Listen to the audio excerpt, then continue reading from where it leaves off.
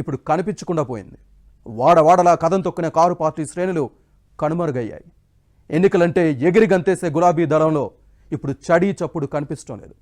Nizamabad parliament నియోజకవర్గంలో BRS పరిస్థితి చుక్కాని లేని నామచందంగా మారిందని నేతలు చెబుతున్నారు.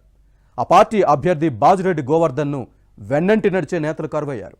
ఎన్నికల వేళ గులాబీ పార్టీకి ఈ దుస్థితి ఎందుకు దాపురించింది? ఇందుకు కారకులెవరు? Watch inside story.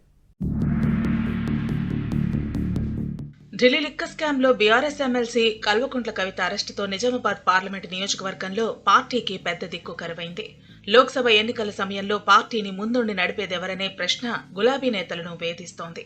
10 ఏళ్లుగా నిజామాబాద్ జిల్లాను కనుసైగలతో నడిపించిన కల్వకుంట్ల కవిత ప్రస్తుతం తీహార్ జైలులో ఉన్నారు.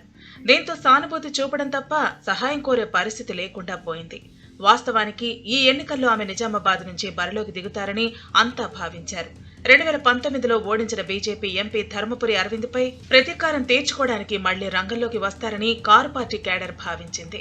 ఓ సందర్భంలో కవిత కూడా ఇలాంటి సంకేతాలనే ఇచ్చారు. అరవింద్ను వెంటాడి వేటాడి ఓడిస్తానని ప్రకటించారు.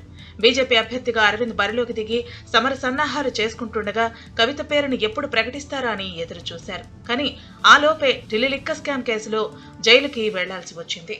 ఆమె నేరుగా బరిలోకి దిగకపోయినా ఎవరో ఒక పెద్ద మనిషిని నిలబెట్టి వెనుకుండి నడిపించాలని కవిత భావించారట. పార్టీ పెద్దలు కూడా కవిత ఎమ్మెల్సీగా ఉంటే చాలని, లోక్సభ ఎన్నికల బాధ్యతలు తీసుకుని బీఆర్ఎస్ అభ్యర్థిని గెలిపించాలని సూచించారట. ఈ మేరకు నిజామాబాద్ రూరల్ మాజీ ఎమ్మెల్యే బాజిరెడ్డి గోవర్ధన్ను సిద్ధం చేశారనే టాక్ ఉంది. అన్ని తాను చూసుకుంటానని, అభ్యర్థిగా ఉంటే చాలని కవిత కూడా భరోసా ఇచ్చారనే ప్రచారం సాగింది. కానీ అధికారికంగా అభ్యర్థిని ప్రకటించేలోపే కవిత పరిస్థితి అలా అయిపోయింది. 10 ఏళ్ల పాటు తిరుగులేని ఆధిపత్యం చెలాయించిన బీఆర్ఎస్ అధికారం కోల్పోయిన వెంటనే ఢీలా పడిపోయింది. కీలక నేతల కారు దిగి కాంగ్రెస్ లో చేరటంతో గులాబీ పార్టీ బలహీనపడుతోంది. వలసలతో స్థానిక సంస్థల్లో ఉన్న పదవులను కూడా కోల్పోతోంది. ఇప్పుడు లోక్సభ ఎన్నికల్లో ప్రచార బాధ్యతలు మోసే దిగ్గజ నేత లేకుండా పోయారు. నిజానికి అరెస్టుకు ముందు వరకు కవిత నిజామాబాద్ ఎంపీ అరవింద్ను ప్రస్తుత ఎన్నికల్లో ఓడించాలనే పట్టుదలతో వ్యూహరచన చేస్తూ వచ్చారు. అసెంబ్లీ ఎలక్షన్స్ లో కోరుట్ల నుంచి పోటీ చేసిన ఈ నేత ఓటమిలో కీలక పాత్ర పోషించారు. నిజామాబాద్ అర్బన్ బోధన్ నియోజకవర్గాలకు ఇన్ఛార్జిగా ఉంటూనే కోరుట్లలో తెలంగాణ జాగృతి సభ్యులకు బాధ్యతలు అప్పగించారు. అసెంబ్లీ ఎన్నికల్లో అరవింద్ ఓటమికి కవిత వ్యూహం ఫలించడంతో ఎంపీ ఎన్నికల్లోనూ అదే ఫార్ములా అమలు చేయడానికి ఆమె సిద్ధమయ్యారు. కానీ ఎన్నికల ప్రచార ఘట్టం మొదలవక ముందే లిక్కర్ కేసులో జైలు పాలయ్యారు. దీంతో జిల్లాలోని ఇతర నేతలు, మాజీ ఎమ్మెల్యేలు అంటిముట్టనట్లుగా వ్యవహరిస్తున్నారనే ప్రచారం జరుగుతోంది.